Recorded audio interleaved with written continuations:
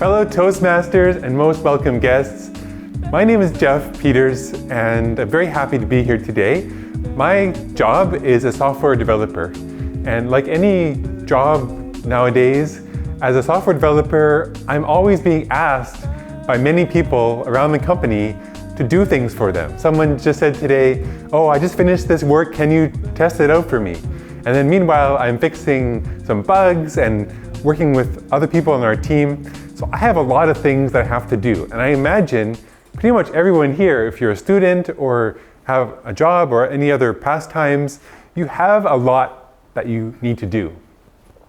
So in my speech today, I'd like to give you a few theories and techniques that you can still have a lot of things to do, but not feel so stressed out about everything. What causes anxiety? Anxiety, according to David Kekich, says that anxiety is caused by the lack of control, organization, preparation, and action. So on the flip side of this, if you are in control, if you're organized, if you're well prepared, and you know exactly what action you need to do, the anxiety should pretty much go away. First, some definitions. What is a task? In my speech today, I'm going to define a task as any specific action that you can define, that you can do, which doesn't have any steps before it, and so you can just do it right away. A typical action might be something like going to the store and buying dog food. What is a project? Now, project is a goal that you have that takes more than one action to complete. So, for example, to take care of my dog that day might be a project, and the step 1 might be going to the store to get dog food. Step 2 might be putting out the water bowl. Step 3 might be going out for a walk around the neighborhood, and so on. So that might be a project for that day. The next major concept I want to talk about sounds like really fancy and big, but it's pretty basic. The concept of horizontal versus vertical action management. Now first I'll define what is this diagram. So as you see, these big rectangles are all your projects that you have to do. One might be to buy a new dog. The other one might be to get married. The other one might be to cook dinner. So these are all big projects that obviously take more than one action to complete. But then if you look at the horizontal way, it's pretty much every single action out of all the projects you possibly could do. Those are all the actions in their horizontal manner. So imagine all those projects and all the action steps required just laid out and combined all into one big list, horizontally spanning everything you need to do. So when we look at managing your horizontal tasks of everything to do and your vertical tasks within each project, you can think about managing them differently. For horizontal, you want to do this acronym CPORD: collect, process, organize, review, and do. So these are, first of all, collecting all those things. If you have all these things written down in different pieces of paper, you want to collect that all into one big list. You want to process it. So look at each item and think, is this something that I need to do, or can someone else do it? Or maybe I can organize it into a project. That's the next step. So I'll be taking all the actions, grouping them into projects, putting them in the right order, and hopefully figuring out the order of what I want to do next. And finally, the review process. To review your tasks means pretty much every day or every few days, keep looking at all those horizontal tasks and do this process of reanalyzing them, processing and organizing them. And finally, you'll have figured out what you want to do. Out of all those possible things, you can only do one thing at a time, so just pick one and do it. For vertical action management, this is focusing on the projects, the stacks of tasks you want to do. First, you got to think about your overall goals. What's your purpose and principle of your project? Now, my purpose of going out for dinner might be to build a greater friendship with someone that I don't know very well. The outcome visioning is, what's your desired outcome of this project?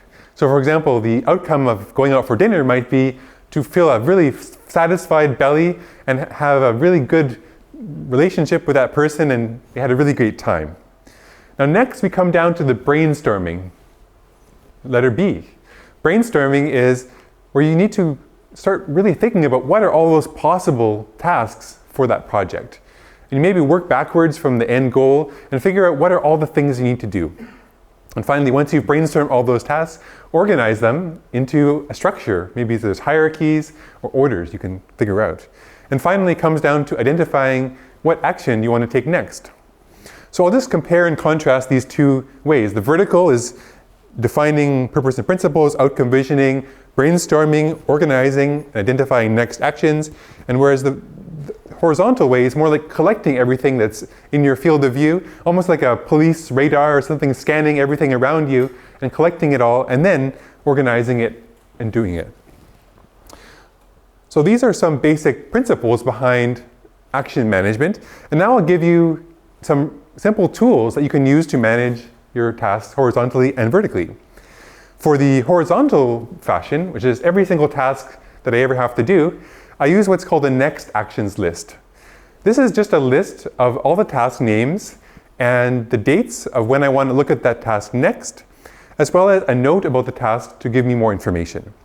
For the vertical list, for each project that I have, I would like to have a list for each project called a project actions list, which is a list of tasks organized in a free-form manner, just whatever makes sense, so I can really get a grasp on what is involved for that project. So I'll give you an example, first of all, of the next actions list for all your horizontal tasks. This might be an example.